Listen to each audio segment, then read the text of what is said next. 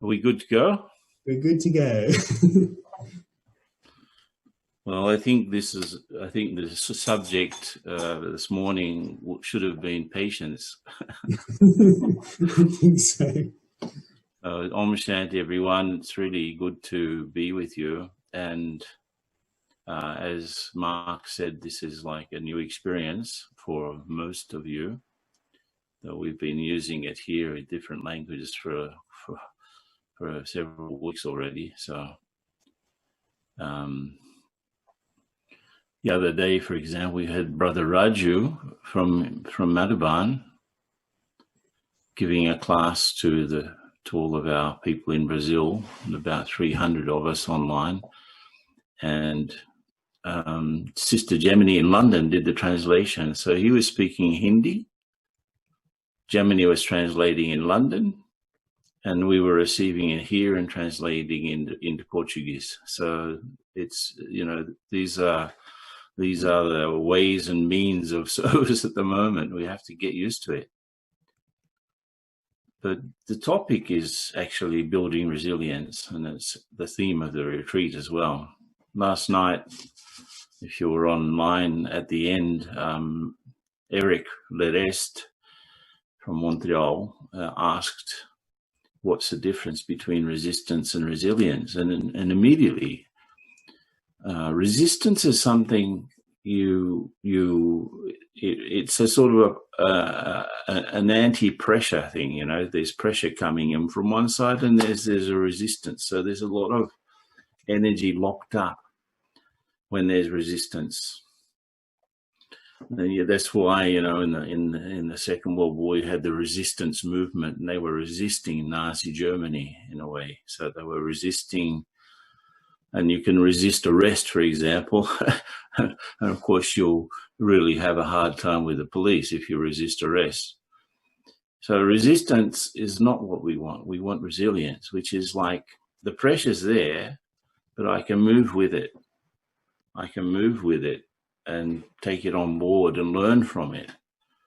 So the sort of resilience we need in these times is related to that, because a lot of us are without work maybe, or have less work, or we've had to turn down our times.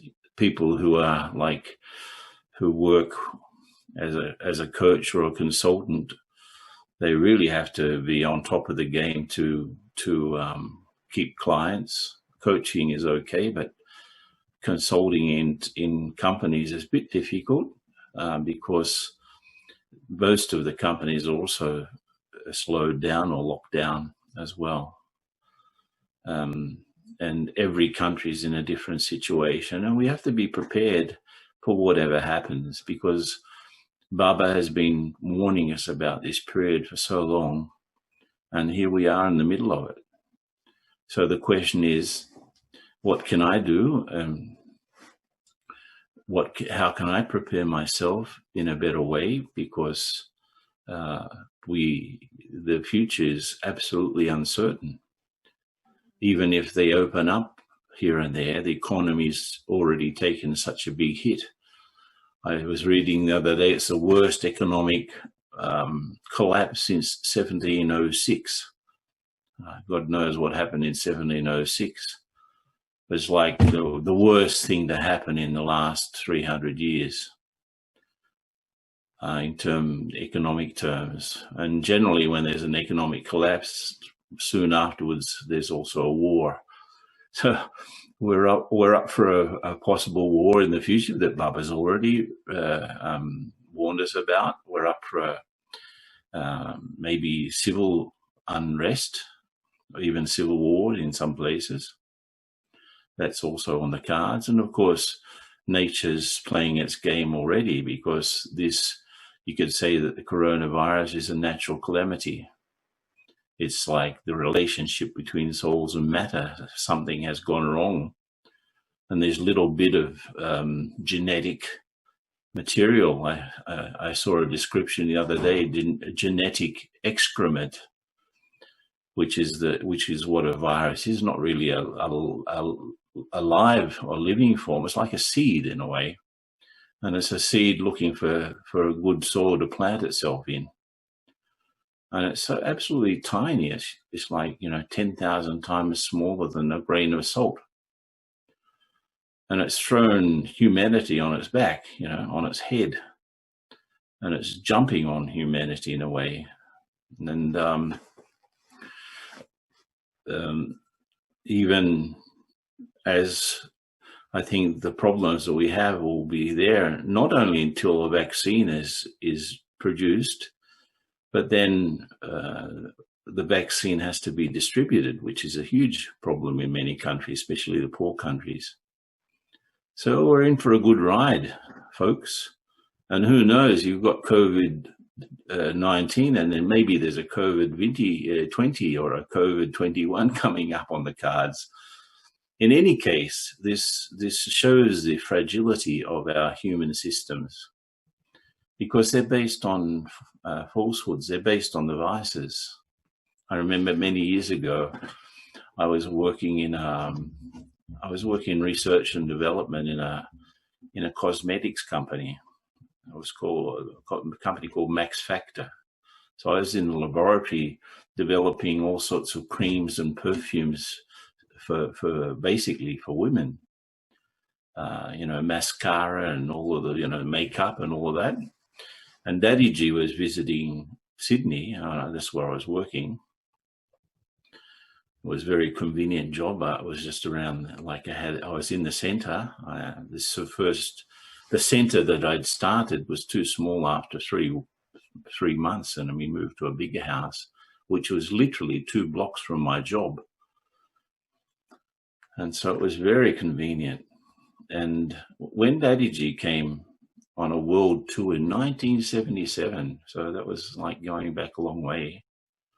And of course, she was so loving, and it was the first centre. It was the first brothers centre outside of India. It was unheard of. And it was the first, let me tell you, it was the first non-Hindi centre in the world. There was no Indians.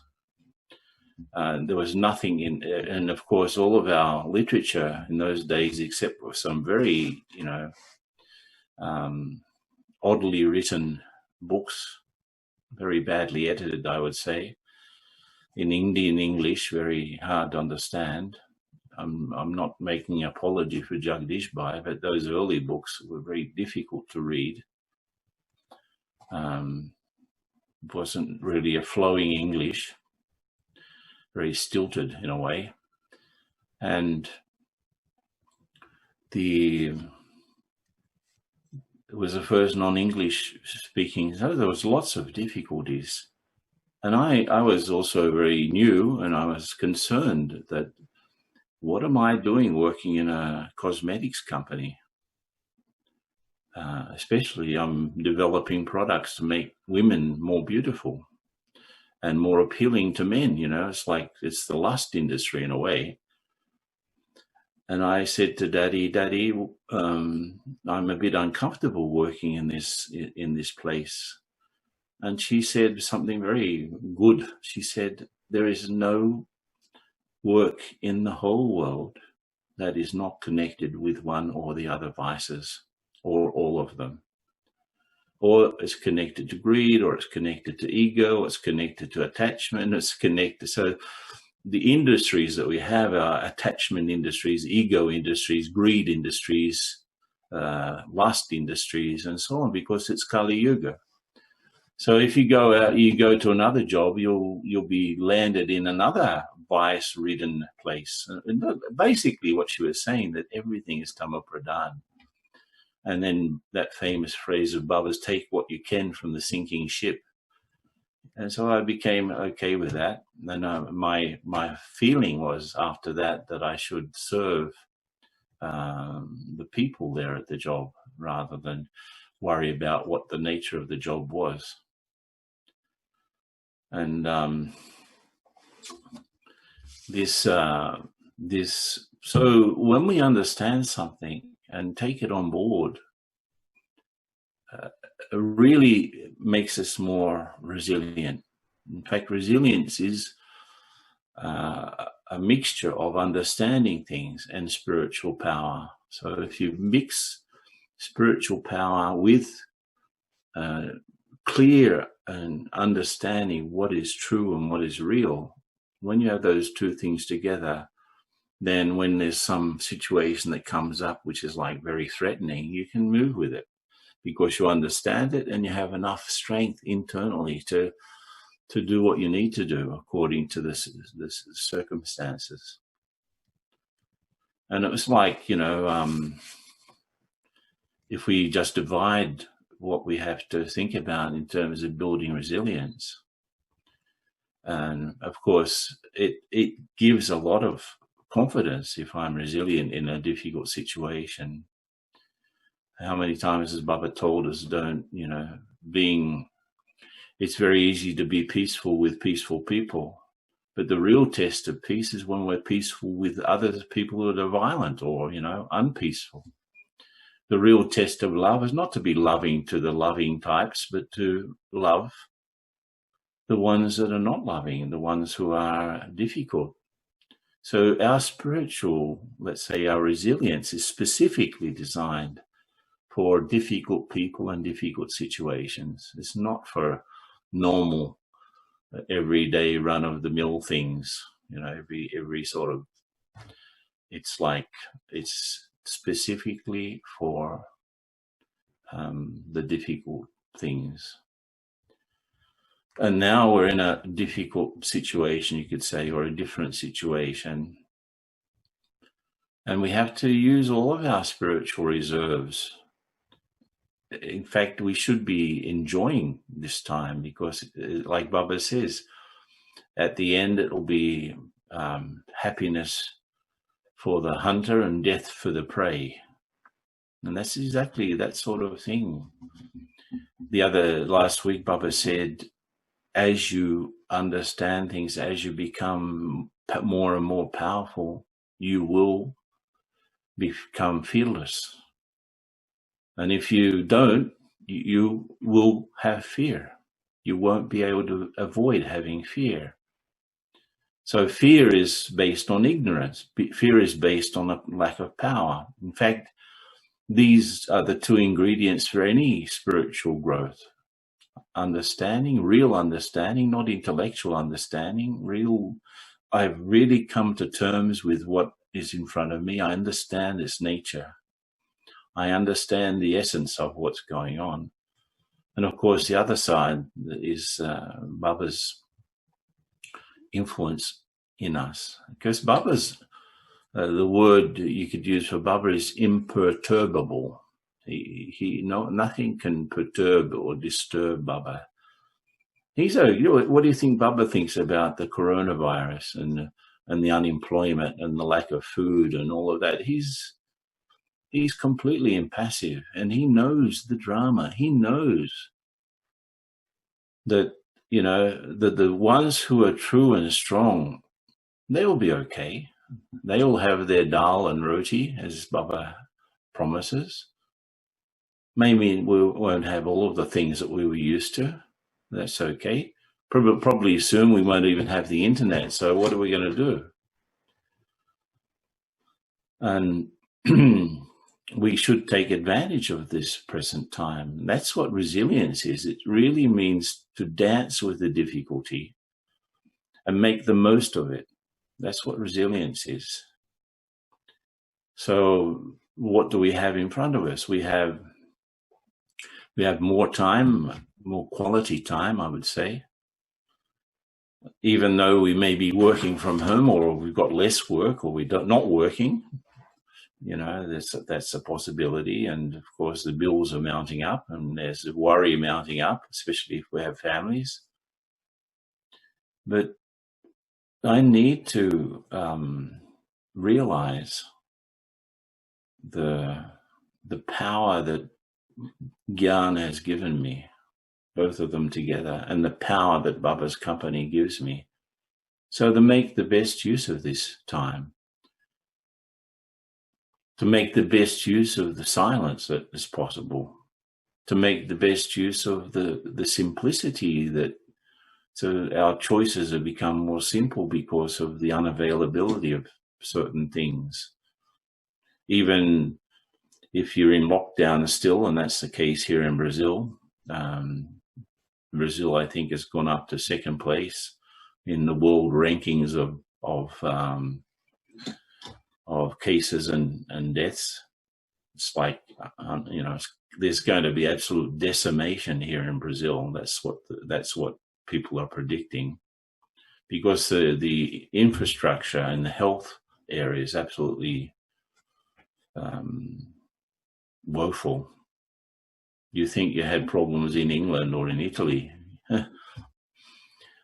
or France, Holland, at least you have a fairly good health system. Here we don't even have one that's worth its salt. It's not functioning at all. So what to do? And so we need to use, what does Baba tell me about the situation? Not what some YouTuber tells me, or what some even the health officials really don't understand the nature of what's going on. We know what the nature of things is going on. There are souls involved in a struggle with matter, basically. There are souls involved with a struggle with their own karmic accounts. And if you have the karmic account to get this illness, you will. And if you don't, you won't. That's what we understand. So how powerful am I? This is why it's absolutely important on one side to understand the nature of things, the nature of the soul, the nature of matter, to understand how to really connect up with Baba, so that I'm getting the strength at least to dance with the changes. But I need to work on this bodiless state, because if I'm not bodiless, I won't be able to connect with Baba. That's absolute. In Latin they would say sine qua non. Means it's absolutely, you cannot get to God unless you become bodiless. If you're trying to get to God without becoming bodiless, it's called bhakti, because you're in this body and you're thinking about the body and you're thinking about the bodily circumstances and you're trying to remember God.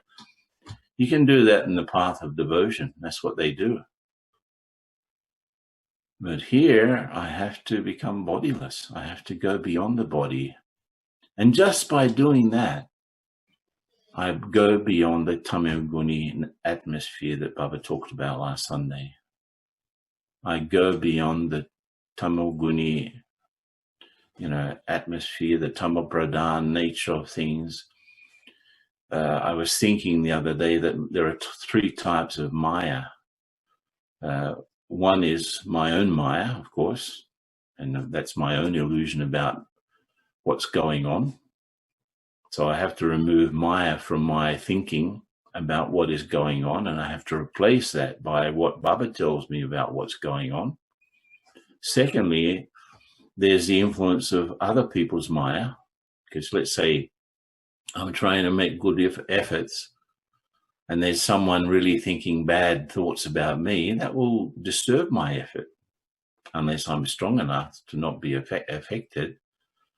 Let's say I'm 10 people are thinking bad things about me because I have a not such a great record in terms of treating others. And so there'll be the thoughts. I will be trying, it's like trying to not swim in water, but it's like trying to swim in honey, if you can imagine, or trying to run in sand. Not easy. There's not enough bounce in the earth. So there's other people's Maya. And then, of course, the third type of Maya is the effect of everyone's Maya in the atmosphere.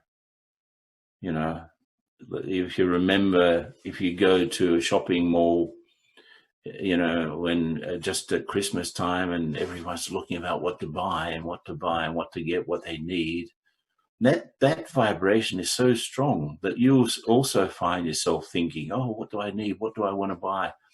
It's like the vibration of everyone at the moment is also there. It's the collective Maya. It's a collective misinterpretation of reality. It's the collective fear and panic that is going on. And then, you know, should that move me? And if I become bodiless, I go beyond all of that. I go beyond my own illusions because I can see things very clearly. I go beyond the impact of other people's negative thoughts. And I go beyond the collective atmosphere of that people are creating at this time. So in one go, I can go beyond it. And of course, if I'm bodiless, I'm also beyond the dualities. I'm beyond the praise and defamation. I'm beyond the, you know, the happiness and sorrow. I'm also beyond the coronavirus. You know, even if it gets to me, I'm the soul, right? I'm smaller than that absolutely tiny little thing. I'm smaller. In fact, all souls could fit on top of one coronavirus, and there'd still be some space left over. So I'm tiny, I'm out of reach. So if I develop that, naturally that the power that gives me, because I can genuinely get into contact with Baba, and I can feel, I'll get that current, I'll get that charge, so that when I come back, that charge remains. See, what's the use of having a charge that lasts for 5 minutes? And I should charge up, and my charge should last for at least until the next time I sit and meditate, at least. But then Baba's saying I need to get a charge that will last the whole cycle. So how are we doing in terms of charging ourselves up? You know, anything without a charge doesn't work, even though it has marvelous possibilities, like a cell phone. A mobile phone you can do everything with it, but not unless it's charged. So in the same way, I'm a peaceful, loving, happy soul, that those qualities will not work unless I have a charge. So if I'm weak, then the circumstances may be stronger than me. But if I'm strong, I will always be stronger than the circumstances, whatever they are. So resilience is based on the strength of being stronger than the circumstance that appears. So it's understanding and the power, understanding and the power. So keep on the understanding side, I have to keep things in perspective. I have to remain in the essence, in my perception of things. I have to see what is true, what is sattva, what is the reality, you know, the reality of souls going through this karmic process, the reality of souls playing their roles through bodies, the reality of the situation at the end of Kali Yuga. So that understanding I have to bring into play. And on the spiritual power side, I need to have Baba's company. I need to practice this bodiless state. And the sort of simplicity of that powerful state helps me to deal with any situation. Because my thinking is simple and my reaction is simple and powerful, then I could say that I'm resilient. Anyway, I don't know what the time frame is for all of this. We got it off to a late start. So what's the next step, Mark?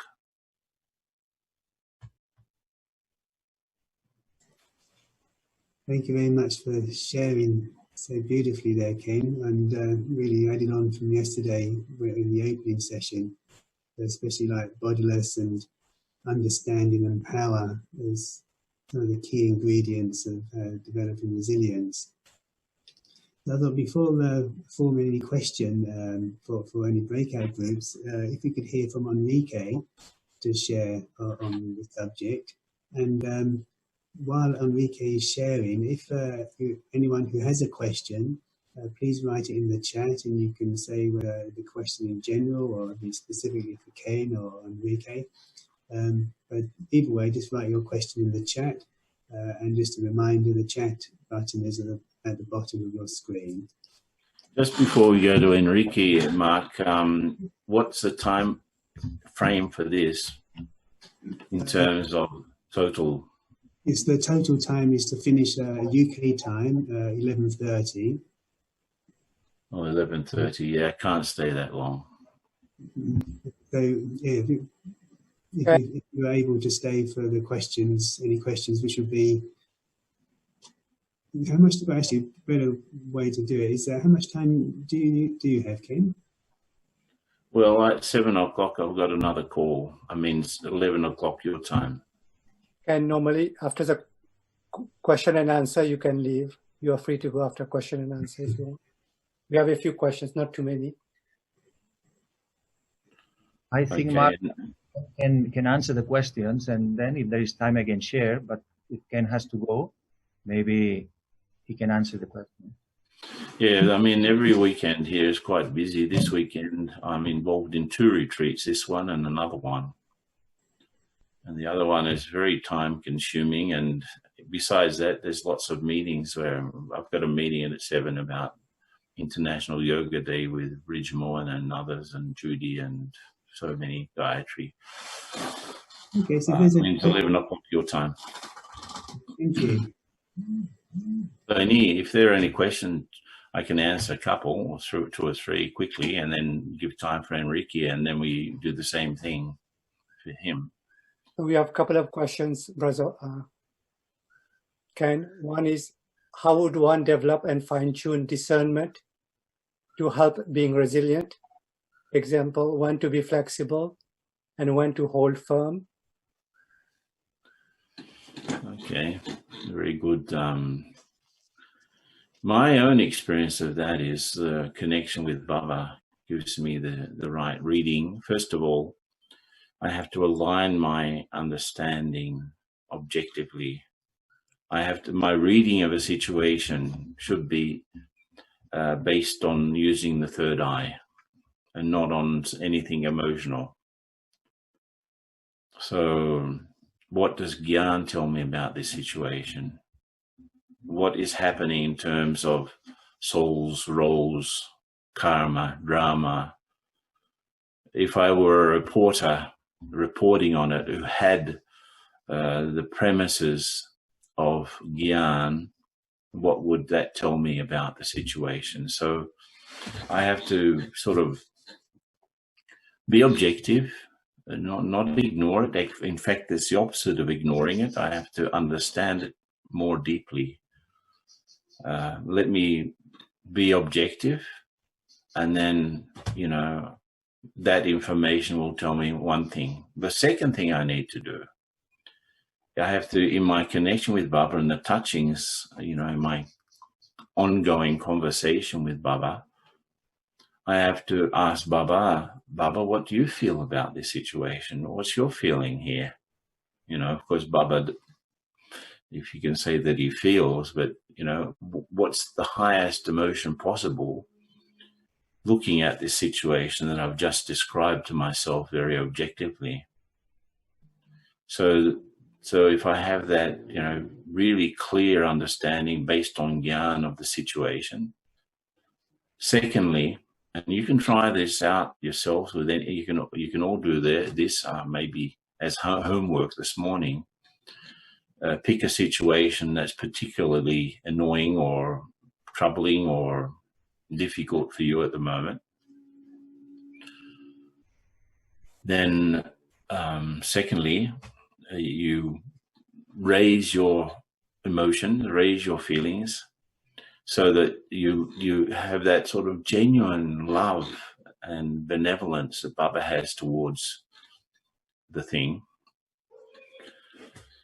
And thirdly, the third step is pretty important, because I believe that's the basis of right action. Is I in my sense of connection with Baba, I ask him, what do I need to be? What do I need to be in the face of this situation? With this information and experience, then discernment tells me whether I should be determined and strong and firm and just persistent without being resisting. Persistence could be also resistance. It's very close. Or should I be softer and more patient? Should I wait? Should I, be flexible? Otherwise, like Baba says, we're being flexible when we should be firm, and we're being firm when we should be flexible. But if there's a situation in front of me, and I can train myself to do those 3 steps in a few seconds, in fact, train yourself to do it in a minute, then train yourself to do it in 30 seconds, then keep on bringing your time down, so that this change of consciousness is there. Generally, when you're in the face of a situation like the question suggests, you've probably been working on it for some time, so you've given yourself time. But give yourself the time in the right way. Adjust everything to seeing it through the lens of the third eye, to seeing it through Baba's, benevolence and mercy and love, and then becoming what you need to be in the face of it. So that, for me, are the 3 steps. Is that any other question? What's the other question? Yeah, thank you, Ken. Yes, there is a series of questions all on the same subject, so I'll put them all together. So essentially it's what is your experience of the bodiless stage, and what is your practice in order to be bodiless? And the third question wrapped within that is, you say you're meditating for 2 hours a day, or essentially how you break down your time spent in yoga in practical timing. Yeah. There's some material around that we can maybe circulate to the brothers. I did, and I repeated this Tapasya week 3 times, once in Spanish, once in Portuguese, and once in English. And that material is around the questions, the mulis that should be studied. There are some audios also. And then I did some at least half-hour video with through South Africa, and those videos were recorded. So there's a lot of material around exactly answering that question. But in essence, during that period, we were doing 4 hours a day seated meditation. So I feel that, if you don't have something to really work on, as the word tapasya suggests, it's the tapas means flame. So tapasya means something that's burning. That's why Baba says this is the intense meditation. But then you ask yourself, what's it burning? It's not just the fire. The fire is the fire of love, of course, for Baba. But what is this fire of love burning? It's burning sins, using Baba's language. It's burning the excess. It's burning the waste. It's burning the unuseful things in our lives. So if I'm very clear about what I need to get rid of, then it will work. So I have to feed the flames not just with love, I have to feed it with the things that I'm surrendering. So, and of course, there's lots of stuff. Yeah, we're talking about resilience and resistance, but there's a lot of things that we resist doing. We resist Baba. Can you imagine? We're trying to become resilient, but we're resisting what we have to do. So I think the best thing to do before you sit down and meditate is to have an idea what it is that you'd like to share with Baba, or what it is that you'd like to deal with, or what it is that you'd like to understand more deeply. So if I have that before I sit to meditate, and while I'm moving around, that can be my churning, because there is an absolute connection between karma yoga and Raja yoga in that sense. I'm calling Raja yoga when we're sitting down and in that deep tapasya, and karma yoga when I'm remembering Baba while doing things. Yoga in the karma, in a sense, and karma with yoga. So those two things are there. One will feed the other. My karma yoga will feed my tapasya, and my tapasya will help with my karma yoga. There shouldn't be a cutoff. Shouldn't be like many of us are schizophrenic in that sense. You try to have a good relationship with Baba, and then you come back and it's a completely different consciousness totally. It should be a continuation of the same conversation, but while doing things. Meditation has to involve conversation, because conversation is the basis of relationships. If you don't have a conversation, you don't have a relationship. And yoga is relationship. So you need to have stuff to talk about, and there's lots of things to talk about. So I enjoy that chit chat with Baba while going around, and I sit down, I go deeper. If I'm still chit chatting, it's a subtle experience, and even if I'm in the subtle region and the subtle conversation with Baba, I'm beyond the body. Because bodiless stage has two steps. One is this avyakt state, the one in which I really am beyond the physical world, but while being here, I'm engaged in that heart-to-heart conversation with Baba, and that happens also through the subtle medium. And the other bodiless one is the incorporeal state. So, and of course, in that there's no thinking, there's no conversation, but there's pure experience. So I need to, get those three things sorted out. The consciousness that I have while doing the things, the heart-to-heart conversation with Baba, and the experience of the incorporeal stage, the three of them. And if I have a good sort of soul-conscious state while going about things and, feeling that Baba's with me, I have this experience especially offering Borg. I'm in a situation now that I'm mostly cooking myself. So every day I offer Borg. Not every day, but almost every day. And of course, the food is simple. And I offer it. It's just a beautiful experience, cooking and just going about things, and then sitting down and getting Baba's blessing for that food. And then it's the same with any project also. It's like, Baba, you are here with me, and I really have the feeling that Baba's blessing any service project that I may have. So it's like a whole package deal in a way, that to get to all of these different stages and states, because they feed each other. Okay. I think we can leave time for anyone else. Just one last question. Okay. One question. The last question's come up. How do we use our money to create good karma with Baba at this time? Yeah, I remember in 2000 and I don't know if I mentioned this.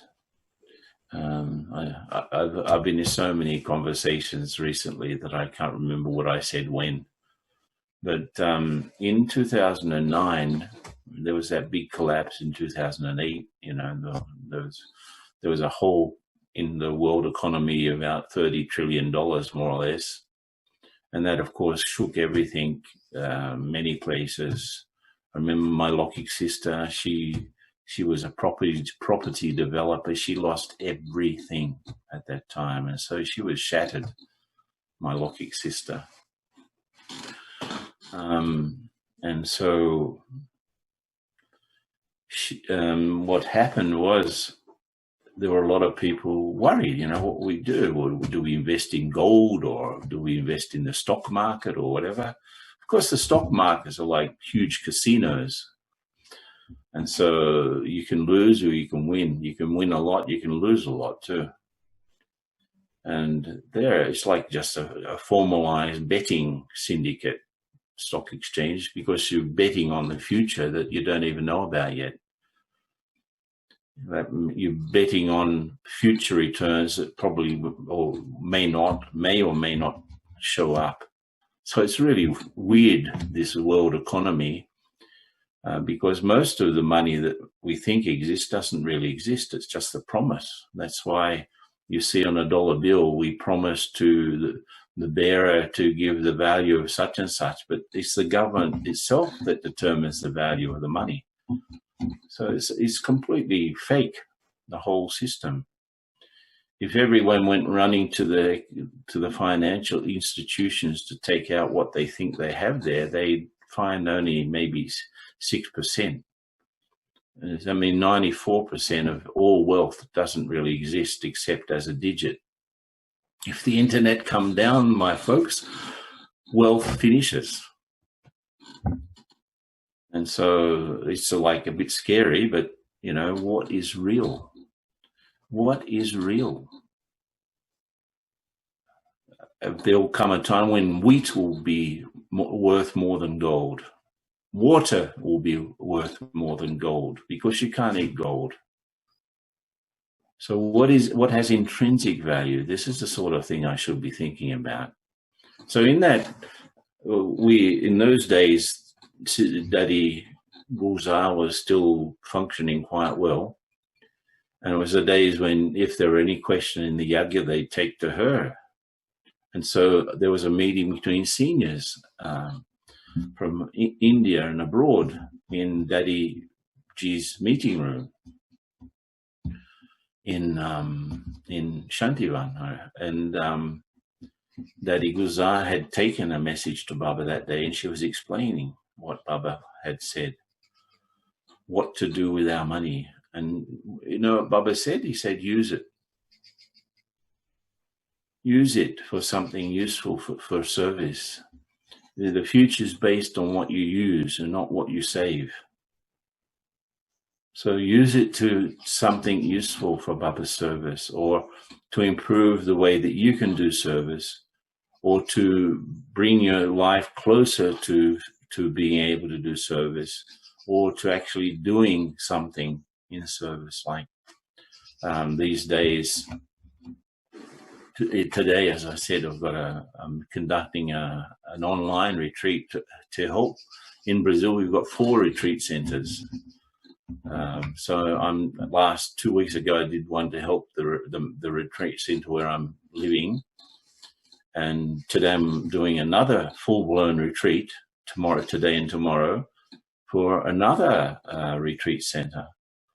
And so I at the moment, I don't have any money to give, but I can use my time properly. I can use my intelligence properly. I can use everything properly to help.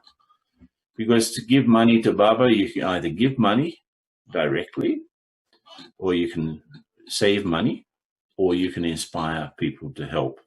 These are the 3 ways that we can contribute to the yagya. Give directly through the center, because the center, especially if they are rented premises, they need help, they need money, right? So they don't have Baba's box operating because people are not going there.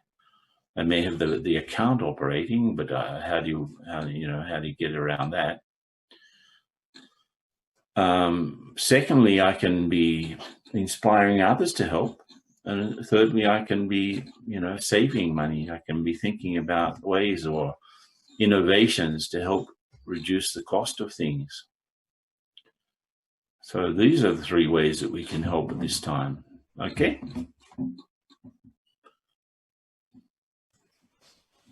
Thank you very much, Ken, for answering all of those questions so succinctly and completely.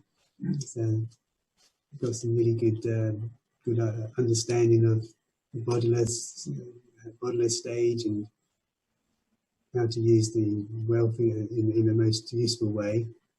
And obviously, I think as time goes on, I suppose we're going to find more and more about how we can benefit others, perhaps increasingly in subtle ways, as well as trying to give support and love and sustenance to people who are facing incredible challenges right now. Thank you so much.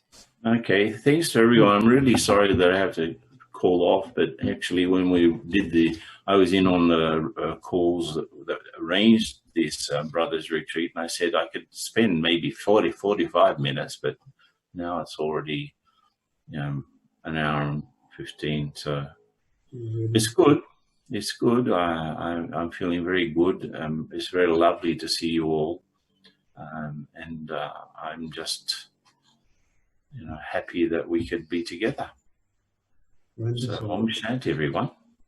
Om Shanti, Ken. Thank you. Bye-bye. Bye-bye.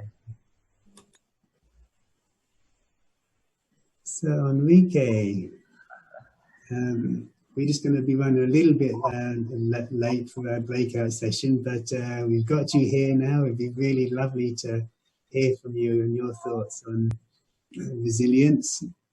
I will share because I think Ken has touched very deeply all this topic, and I think also it's important to create groups and to share between each other, not so much. I think he has given so much insight and questions and exercises also, so we have a lot of things to do.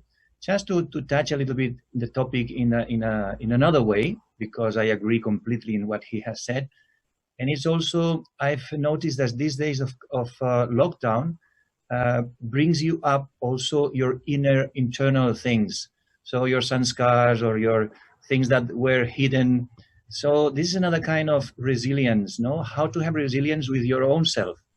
Because Ken has been talking a lot about circumstances, and this is what we are living. But these circumstances are also creating a circumstance for myself to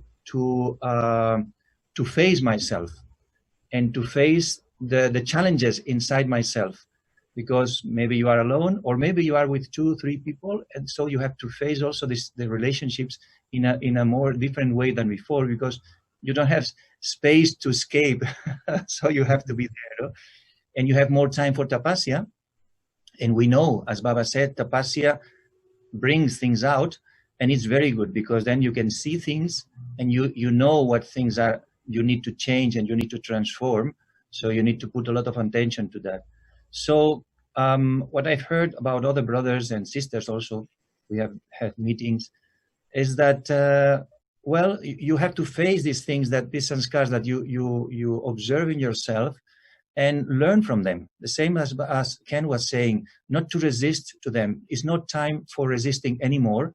Now it's time to be very honest, very open, very close to Baba, and especially very honest with yourself, because if we don't do it now, if we don't change now, when? So for me, for myself, I've noticed a lot of progress in these 2 months than before, because I've realized that before I was, yes, knowing things, observing things, but at the same time avoiding very, very nicely being involved in many actions and in my job and here doing things and nice things, service.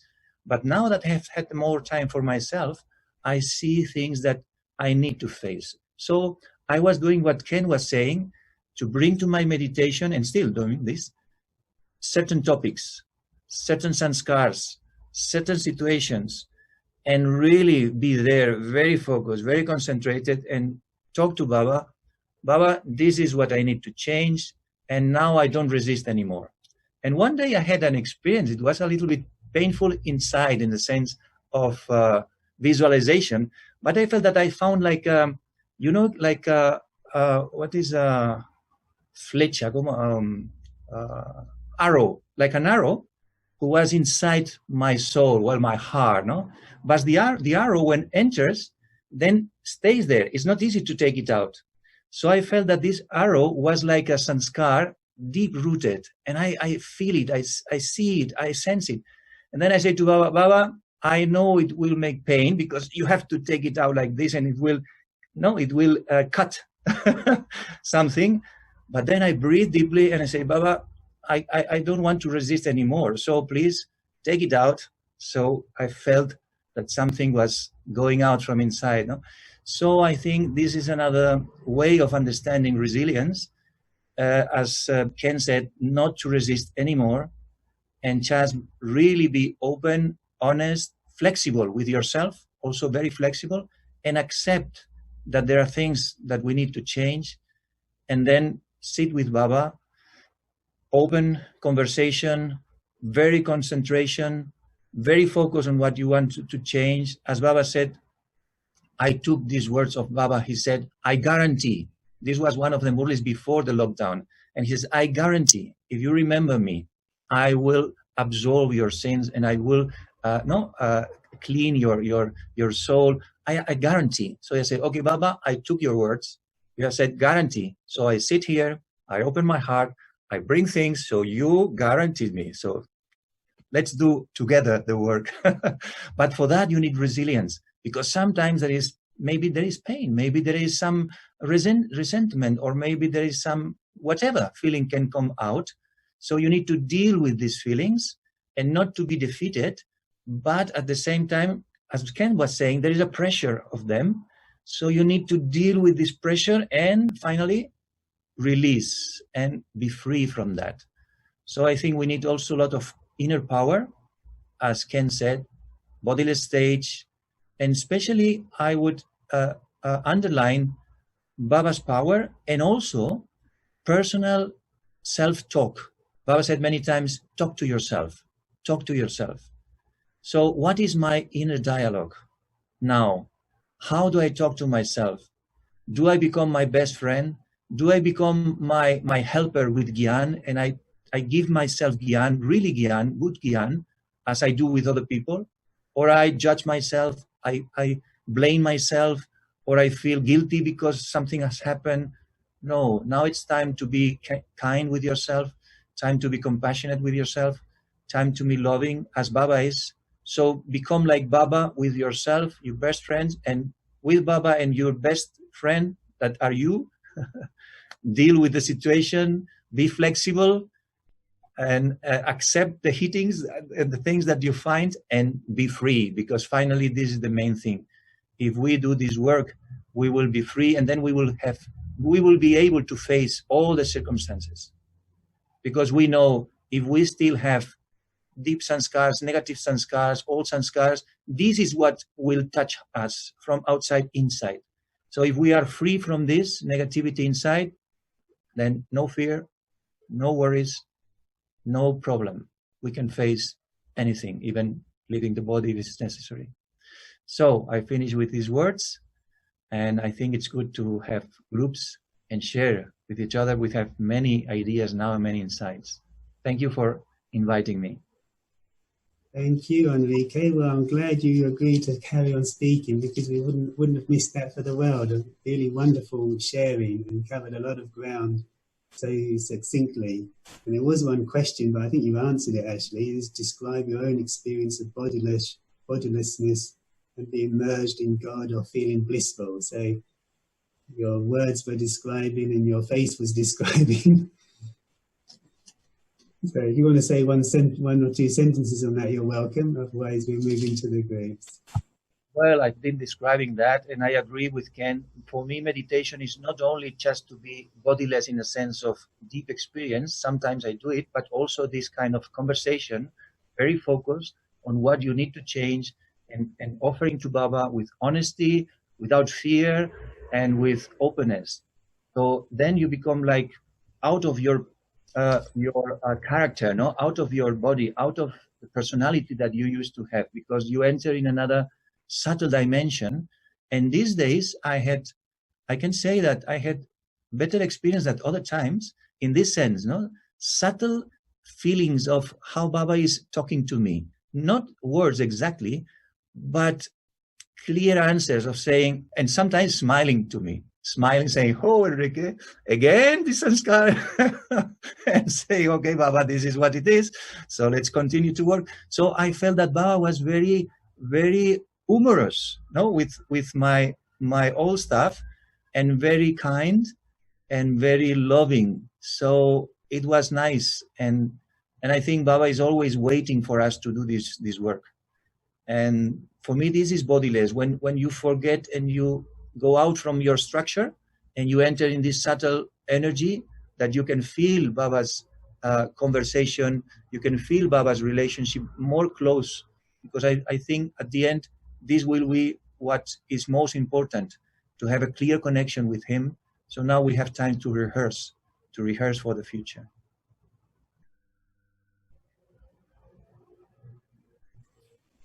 Wonderful. Thank you, Enrique. That's, again, so succinct and direct. Clear answer. Thank you. We're now going to move into the groups, and so I think Rajesh has got us all ready for that. And so you should all end up in your language groups.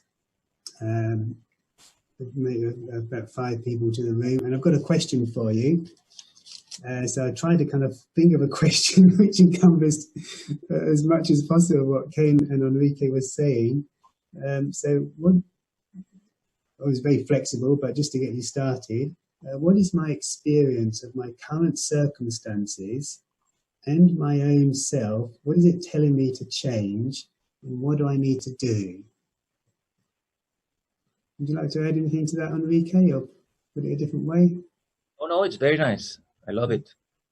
So what is my experience of my current circumstances, so my inner experience, and my own self, about myself? What is it telling me to change? What do I have to do? And so see where the conversations take you.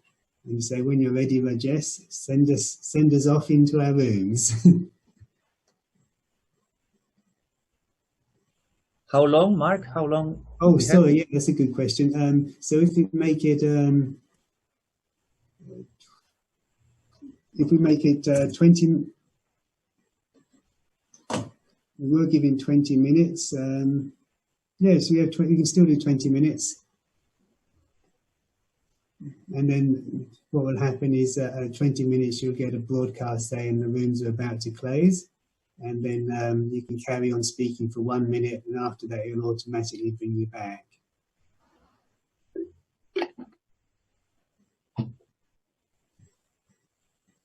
So please join the breakout room. Okay.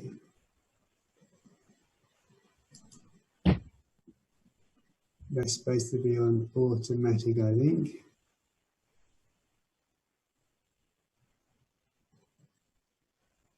So I think you need to hit the enter breakout rooms button, Rajesh.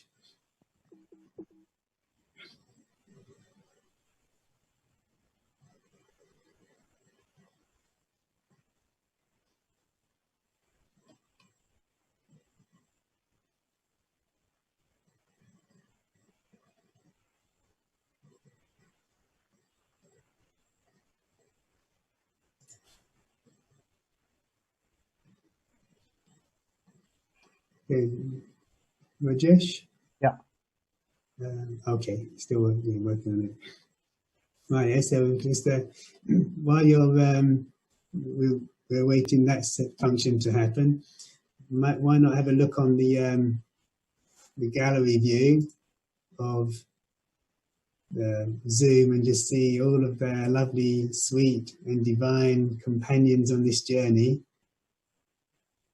There's been nearly 100 people, over 100 people joining at some point. So we can just give each other good additional Hey, Mark, feelings. sorry, something's gone wrong. So it seemed like nobody was assigned. So I'm going to close the room and try again. Rajesh, you can make me the host. I'll look after it if you want. Oh, okay. Great. Thank you, Raj.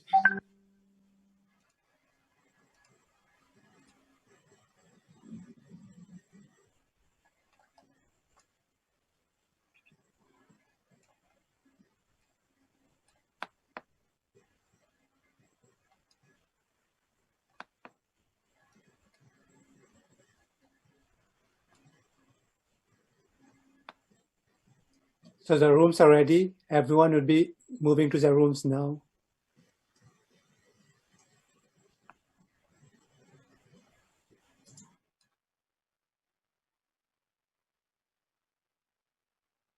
So Rajesh, I just did a recreate, if you can still hear me.